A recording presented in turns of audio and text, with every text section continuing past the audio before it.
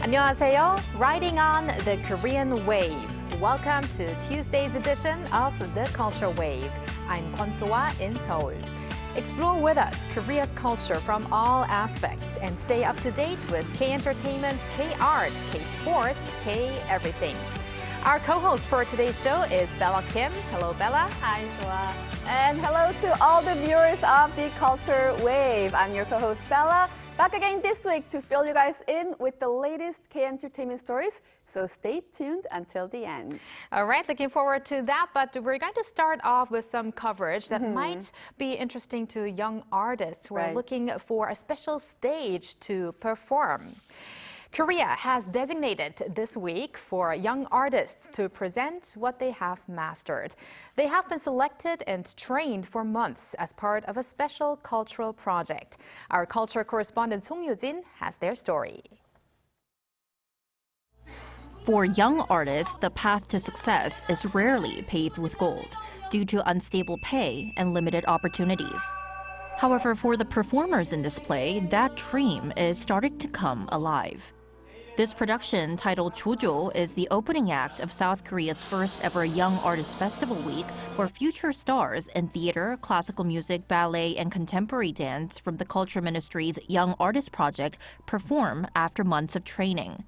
Earlier this year, 329 aspiring artists were chosen from an intensely competitive pool with nearly 10 applicants eyeing each spot. Over the past 8 months, they've worked alongside 9 national art companies, receiving training from experts and invaluable stage experience. These actors are part of the 40 young talents selected to train with the National Theatre Company of Korea. We worked with 40 rookies with a wide range of experiences, learning styles, and skills. Our focus was on exploring how we could bring everyone together to speak with one voice. The process was an opportunity to delve into the core of theater as a collective art form. After months of hard work, these actors finally took the stage to showcase their talent. Even though some of us have already debuted, this program allowed us to step back, refine our skills, and re-enter the professional world with confidence. The National Theatre Company of Korea brought in incredible directors and instructors who taught us acting techniques, Pilates, and speech training. What I gained most was learning from my peers. Working with 40 talented actors, I discovered so much by observing their strengths. It's an experience I'll carry with me forever. The Young Artist Project is just getting started, with even more participants set to join next year. We plan to include 600 participants. We hope these young talents can travel nationwide, performing in places that don't get the opportunities to enjoy cultural activities. It's about sharing their artistry with the people who need it most. Young Artist Festival Week continues with performances by trainees of the Korean National Symphony Orchestra and the National Chorus of Korea on Monday, the Korean National Ballet on Tuesday, and the Korea National Contemporary Dance Company this weekend. Song Yoo-jin, Arirang News. I think sometimes it's not the lack of talent that is hindering these young artists from succeeding in their field. It could be lack of money or lack of opportunities as well, to show off their talents. Right, and also it can be difficult to make your name known to the world if you're not part of the mainstream pop music. Right. Now, Bella, do you remember the audition show we talked about before, Stage Fighter? Oh, yes, right. It was a TV audition show where the contestants, compete for a classical, I believe, performance genres. Exactly. So it's the government's efforts with the special week that we just saw and also the media. I think we can hope for more of these opportunities for young artists to spread their wings. Yes, hopefully. We're very looking forward to that. And now it's time to turn to our AR anchor Ari, who, among other culture stories, also starts off with classical music. Ari? Hello and welcome to the Culture Wave AI News. I am Ari, here to guide you through the latest news and events making a splash in Korea's cultural scene. Here's our first story of the day. South Korean star pianist Lee Myun-chan has won the Diapason d'Or de l'année, a prestigious French classical music award. He won in the Young Talent category for his album Chopin Etudes. Released last April, This achievement comes just a month after Lim made history as the first Korean pianist to win Britain's Gramophone Classical Music Award in the piano category, often referred to as the Oscars of classical music. Lim will perform as a soloist with the Deutsche Kammerphilharmonie Bremen next month, bringing his talent to audiences in Korea. The number of visitors to the Jeju April 3rd Peace Memorial Hall has surged following Han Kang's Nobel Prize win. One of Han's signature works, I Do Not Bid Farewell, addresses the grief, memory, and aftermath of the Jeju April 3rd incident, during which many islanders were killed in a brutal military crackdown. According to the Jeju April 3rd Peace Foundation, visitors increased by nearly 60,000 in the past month from the month before, with a notable spike after Han's historic win. The number of foreign visitors also rose by over 360 during the same period. A total of over 283,000 people have visited the Memorial Hall so far this year. A new exhibition space dedicated to bringing children closer to Korea's cultural heritage has opened at the National Museum of Korea in Yongsan, Seoul. The museum has revamped its permanent children's exhibition hall under the theme Connecting with Your Heart, allowing children to learn and experience cultural heritage from their own perspective. Designed as an interactive playground, the space aims to show children how cultural heritage can evoke diverse emotions depending on the viewer, centering around the theme of heart. Admission is by reservation, with 5 viewing sessions available daily. That's all for today. Keep it tuned to the Culture Wave.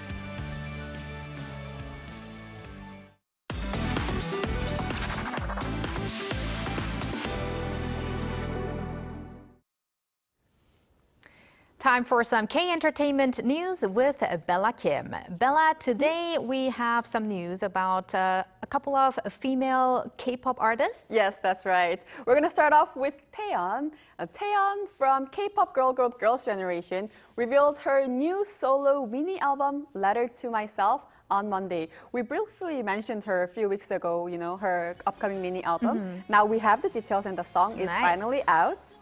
According to her agency, SM Entertainment, the new album delivers a warm message of comfort by embracing positivity and self-reflection. And the album features 6 tracks in total, including the title track, titled the same title as the mini album, Letter to Myself, which is a pop rock genre song with lyrical and explosive melodies. Taeyeon shared her thoughts on her new release, saying, "To myself, I'd like to say, let's keep doing things as we always have been doing." And to the listeners of her songs, I hope you continue to crave more as I will continue to fulfilling your hunger. So as one of her listeners, I did get the chance to listen to her song earlier, and I have to say I really liked the lovely melody and her lyrics. You could feel how sincere she was about the lyrics. Plus, of course, you get to hear Taeyeon's powerful voice in the chorus. And speaking of powerful, our next story is also about a powerful female artist, but it's not related to a song or her music. Related to a song, yes. This artist is indeed known for her powerful vocal and also a very famous song, 보여줄게 완전히 달라진 나. Do you know the song? Of course, you know, it is Ailey, and I love to sing to her songs in 노래방 or singing room. But one of my favorites is actually from the OST of The Goblin, 첫눈처럼 너에게 가겠다. In English, it's I will go to you like the first snow. That's a direct translation. Popular. And actually, if you go to 노래방, the singing room, right now as well, it's still at the chart. Of the like top the most 10 or top 20 list songs. So a lot of people still love to sing that song for sure. But today we're not talking about her music. Okay. We're talking about another news. She is actually getting married. Wow. To whom you may be curious. She's getting married to actor turned businessman Choi Si-hoon. He is a cast member from the Netflix series Singles Inferno, which is Solo 지역 season 1. And Ailey's agency announced that the two will get married on April 20th of next year. Nice. Congratulations. But I wonder how they met. Probably not on Singles Inferno. No, not on Singles Inferno, but they met through an acquaintance, and they have been actually in a relationship for a year now, so it's going to be over a year when they get married. Ailey also posted on her official fan page saying that I met a grateful and reliable person who gave me a shoulder to lean on, and I decided to spend the rest of my life with him because he's always so understanding and considerate. So that's very sweet. Congratulations again. Congratulations. I wonder how the ceremony will be like, because, you know, celebrity marriages are also very attention-grabbing. Yes. But Bella, we are going to shift away from K-pop singers. What is our final story? Before we get into detail, do you have, I know there's still a little bit over a month left, but do you have any plans for Christmas? Christmas. You know, my MBTI is P, which means I'm very spontaneous. I have no plans yet. Well, I'm J. I'm capital J, which means I'm very, very, you know, I plan things ahead of time. I plan to, you know, probably spend time with my family. I haven't decided exactly yet, but now I know I'm going to be taking my family to a theater because there's a new film coming out. Actor Hyunbin's new film, Harbin, has been confirmed to be released on Christmas, December 25th. The film is about An Jung-gun, the Korean independence activist who in 1909 assassinated Ito Hirobumi. He is the first prime minister of Japan. With Hyunbin, this film is filled with amazing actors, including Park Jung-min, Jo Woo-jin, and Jeon Hyeo-bin, and many, many more actors. It is also in the spotlight for its director, Woo Min-ho, who previously directed 남산의 부장들, which is The Man Standing Next, and 내부자들, which is The Inside Man. It has already received tremendous love from global viewers at the Toronto International Film Festival, so I'm very looking forward to spending my Christmas with Hyunbin this year. With Hyunbin. You said with your family, but with Hyunbin and my family, yes. Okay, so I might be joining you in the theaters, and on the 25th I'll be watching Hyunbin, and then on the 26th I'll be watching Squid Game on Netflix. I know, it's going to be a long holiday for us. All right, thank you very much, Bella, for those key intro news, and stick around. For sure.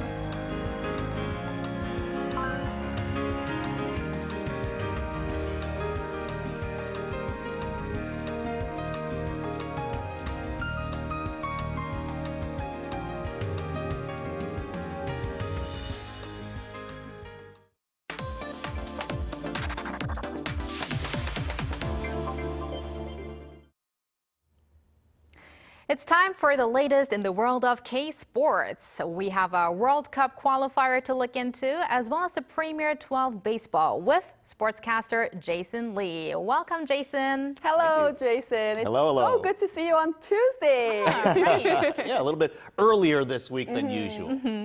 So, Jason, let's start with soccer, as Korea will play against Palestine tonight at 11 p.m. Korea time for a World Cup qualifying match. Now, last last Thursday it was when South Korea won 3-1 against Kuwait, and with that having 4 straight wins. So let's first start about that significant game. Yeah, certainly Korea was, I thought, very worthy of the 3-1 score that they were able to win by.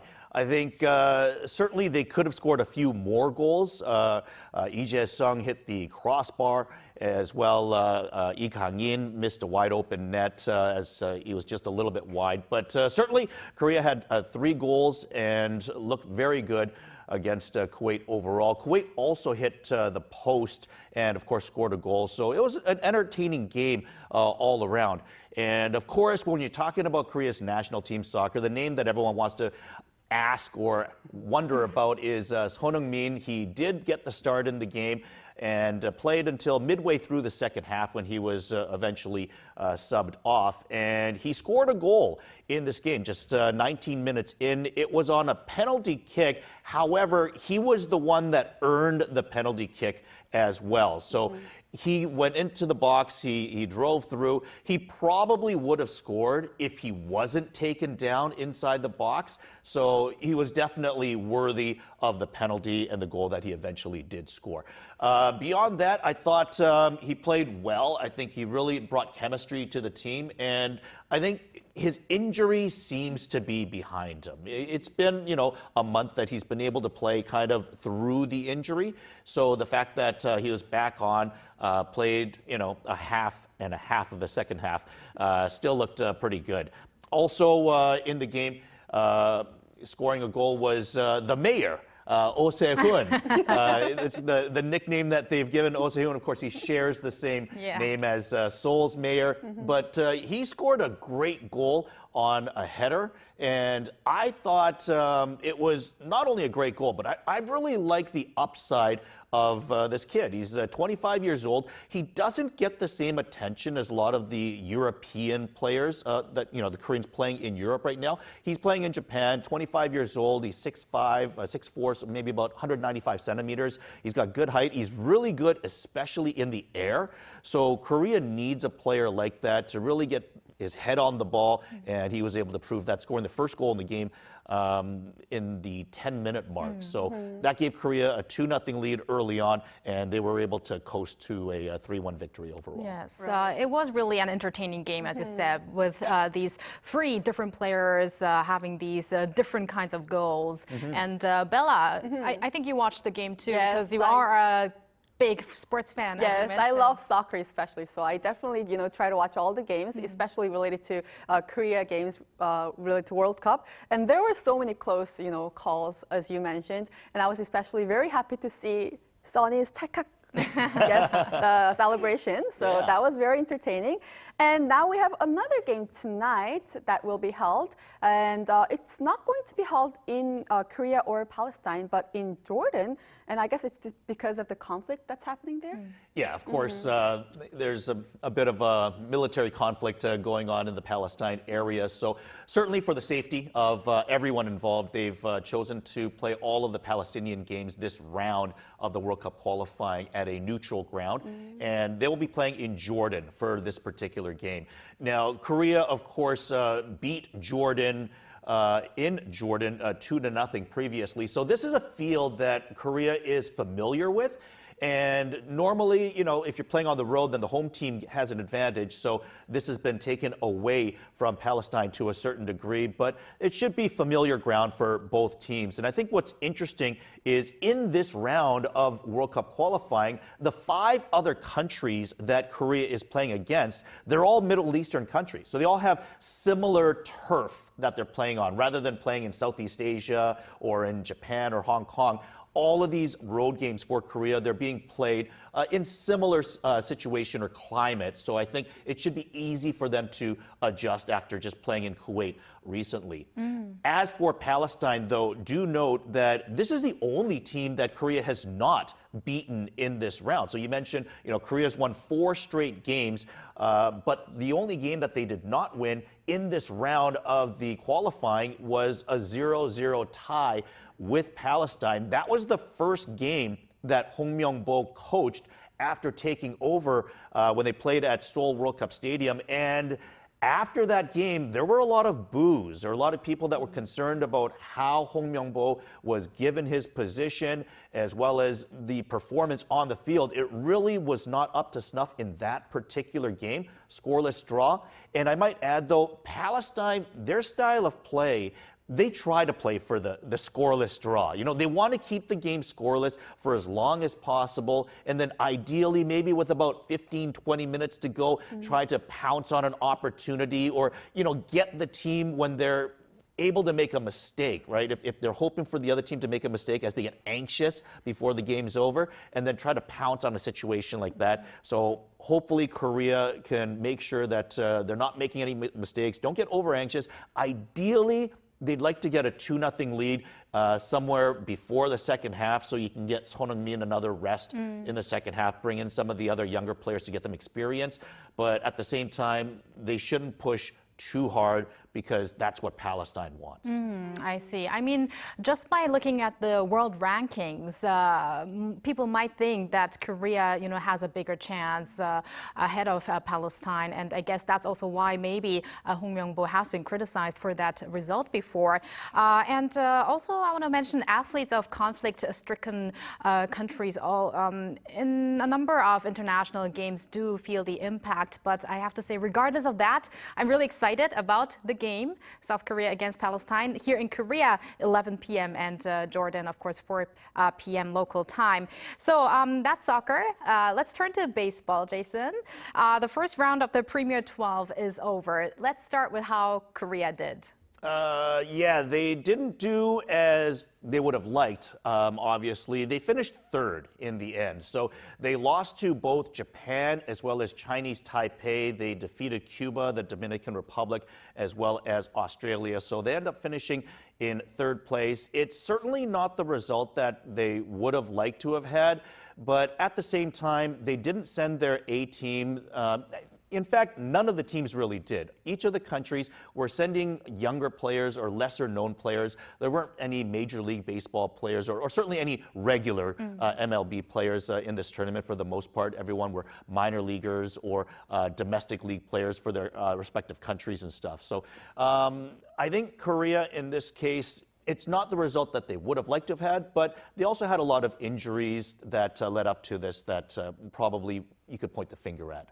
Such as injuries by Samsung players. Won Taeyeon, that's right, as well as Koo Ja-wook. Right. So both of them were injured during the Korean series and the KBO playoffs respectively. So without them, I think, you know, it kind of hamstrung the Korean national team a little bit.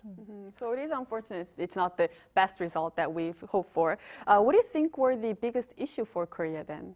I think clearly, as I mentioned, I think injuries were part of it. Not having Won Tae-in, not having Koo Ja-wook. They didn't send any of their veteran players as well because they want the younger players to have experience. Looking forward to 2026, which is going to be the next World Baseball Classic, as well as 2028, which is the next Olympic Games that will have baseball in Los Angeles. But having said that, I think clearly I am a little bit concerned when it comes to Korea's pitching.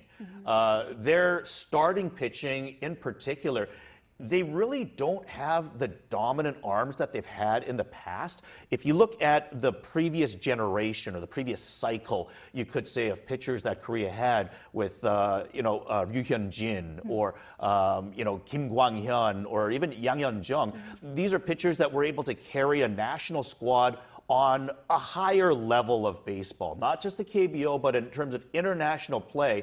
These are pitchers that have been able to handle teams like Japan or Chinese Taipei. But if you're looking at the current crop of Korean pitchers, I don't know that they're really at that same level. Like, Korea's top pitcher right now, I would say, is An Woo-jin. Now, the problem with him, however, is he's just had surgery and has not pitched the last year. But on top of that, he's probably Korea's most talented pitcher, but he's had some off-field issues with some bullying accusations when he was in high school. And I think Korea's been reluctant to use him on the international stage because of that. But we'll see whether or not he's eventually able to play for the national team or not. But he would be a key later on. And then the other player I would say is Doong, who's a youngster at just 20 years of age. He was injured, which is why he did not compete in this Premier 12, but hopefully he'll be ready for 2026 and 2028, and ideally he'll have developed a little bit more over the next couple of years to become a force for Korea. But beyond those two, I really do question if they have the top-end talent in pitching that they've had in the past. And also, Jason, I think one of the highlights was Kim Do-young, especially in the game against Australia. What did you think about his performance? Kim Do-young, okay, so if we're going to take a silver lining from Korea not moving on to the next round in the tournament, clearly the biggest highlight was Kim Do-young. Yeah, he had 2 home runs against Cuba and then another home run against Australia. He absolutely brought the smack on. He had 3 home runs, hit about 417, I think. His OPS was 1.5. So the key here is you have a star player that had a breakout season in the KBO this year, but how is he going to do on a bigger stage? Like the international stage here where he's like up against the top players from other teams. How is he going to do? Is he going to rise to the occasion? Is he going to be a leader on this national team where the next generation are going to be looking up to a guy like him to be the offensive leader of the team in 2026 and 2028? He was able to do that in flying colors. 3 home runs in 4 games. He had 7 hits in the 4 games as well. So really showing that he's capable, that the stage was not too big for him, and ideally, perhaps being even a big leader for the younger players as well. Lots to look out for in the world of baseball athletes. And we're also looking forward to our next sports segment with you, Jason. Thank you for today. Look forward to it as well. And thank you, Bella, as always. I'll see you back on Thursday. I'll see you on Thursday. Thank you for spending the past half an hour with us on the Culture Wave, and hope you join us again on Wednesday at 2 p.m. Korea time, and maybe one day here in Korea.